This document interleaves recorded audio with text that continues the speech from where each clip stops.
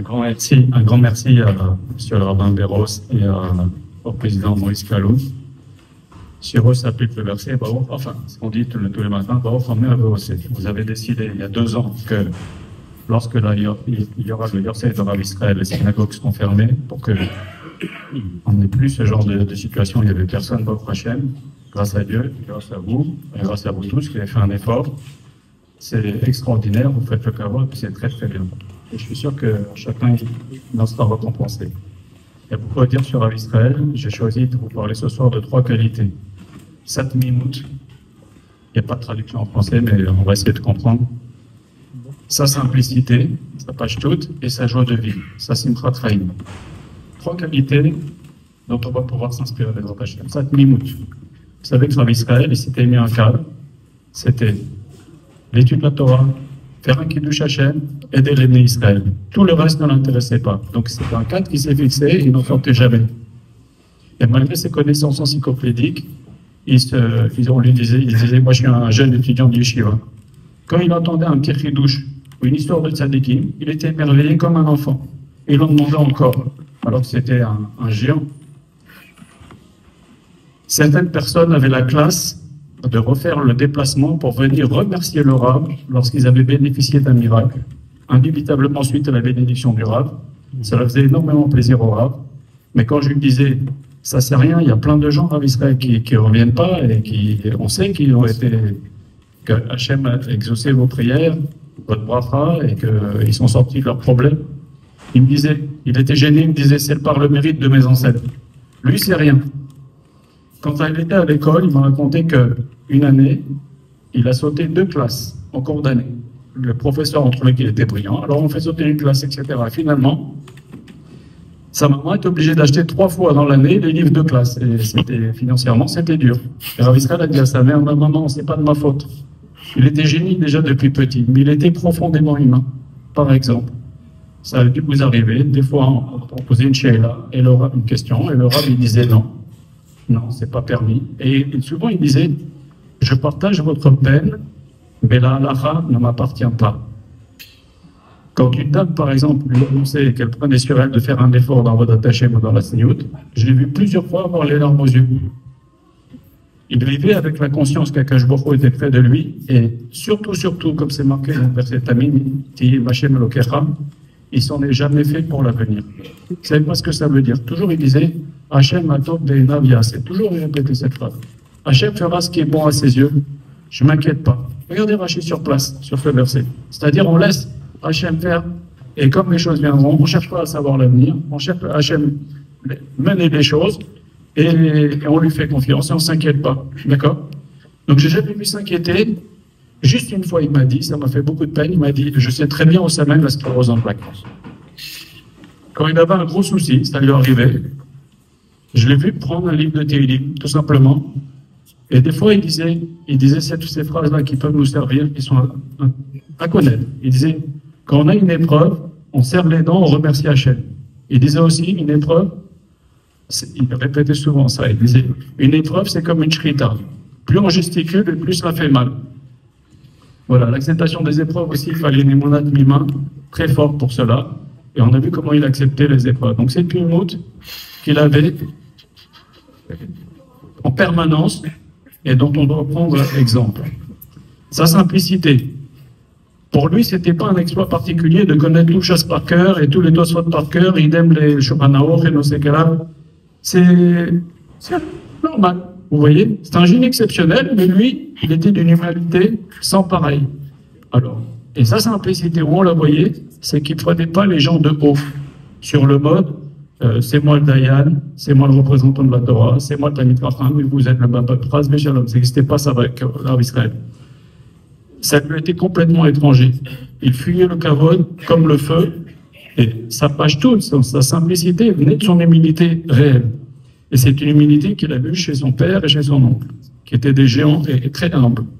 Et vous voyez, avec Rav Israël, vous pouvez tous en témoigner, on pouvait tous lui parler, créer un lien avec lui.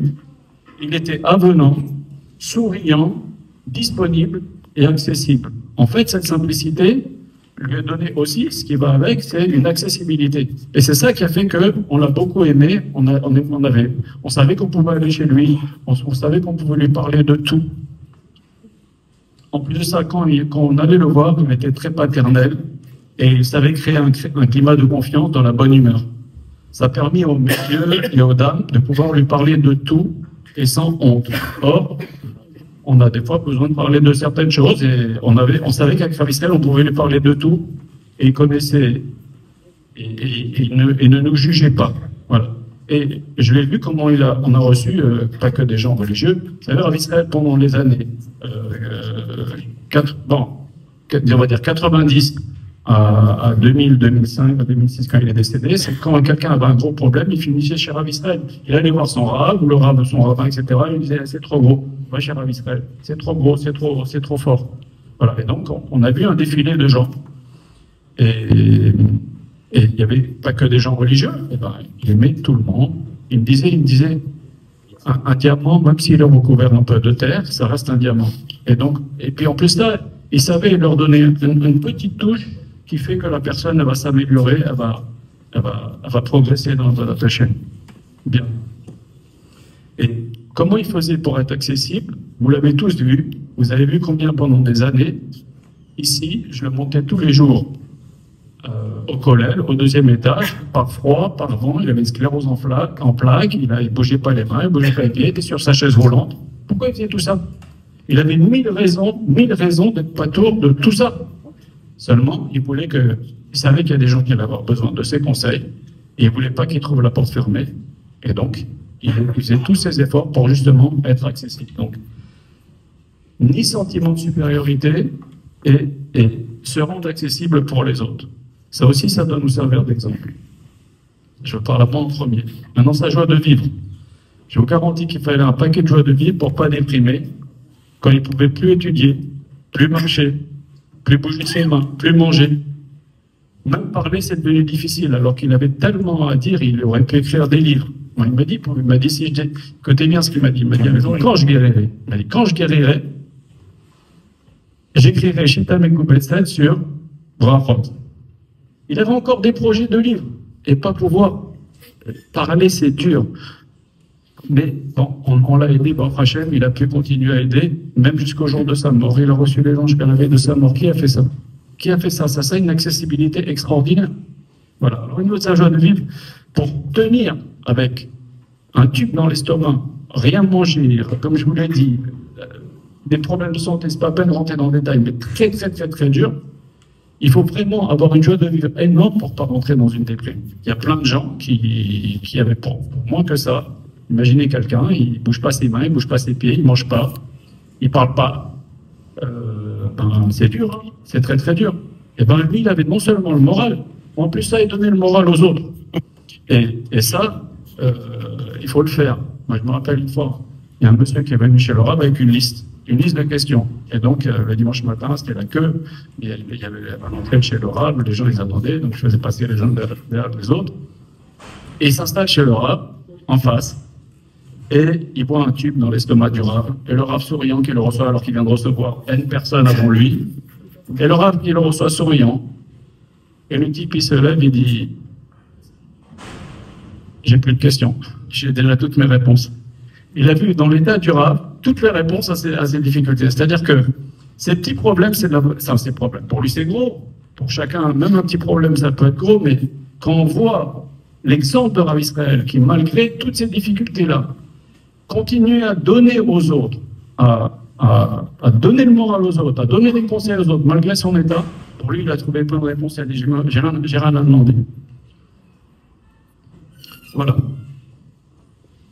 Et alors aussi, je voulais vous parler de ça parce que c'est terrible. Souvent, j'y repense. Plus d'une fois, on a reçu, c'est dur, hein, mais plusieurs fois, on a reçu des dames dont le fils s'était suicidé. Et ben, je peux vous dire que j'étais drôlement content de ne pas être à la place de Rav Israël et que ce soit lui qui mène le débat. Moi, je faisais un peu le haut-parleur, si vous voulez, mais parce que j'aurais pas su trouver les mots. Elles étaient complètement détruites et il y a de quoi. Et bien, imaginez-vous qu'il a su trouver les mots pour montrer à ces dames-là que la vie doit continuer. Mais c'est extrêmement dur. Elles étaient brisées, mais il y a de quoi. remonter une femme dont l'enfant s'est suicidé, il faut être une force exceptionnelle, mais il faut une joie de vivre pour ça. Il faut une joie de vivre en soi pour pouvoir avoir la force de la communiquer aux autres. Maintenant, il savait insuffler aux autres cette joie de vivre, et son humour aussi exceptionnel, bien connu, il prenait sa source aussi dans sa joie de vivre. C'est bien connu. Voilà. Bien, écoutez, je vais m'arrêter là. Si vous voulez plus de choses, j'ai écrit un livre qui s'appelle Rav Israël, vous le trouvez sur Amazon. Il y a 400 pages de témoignages de ce que j'ai vécu avec le Rav Hachem pendant 11 ans. C'est sûr que le Rav est pris pour vous tous. Amen. Et il rassemble qu'Akash Boko, que son mérite vous protège et l'on puisse voir le Shir Tzidkenu Bekaro. Amen. Chazak Baruch.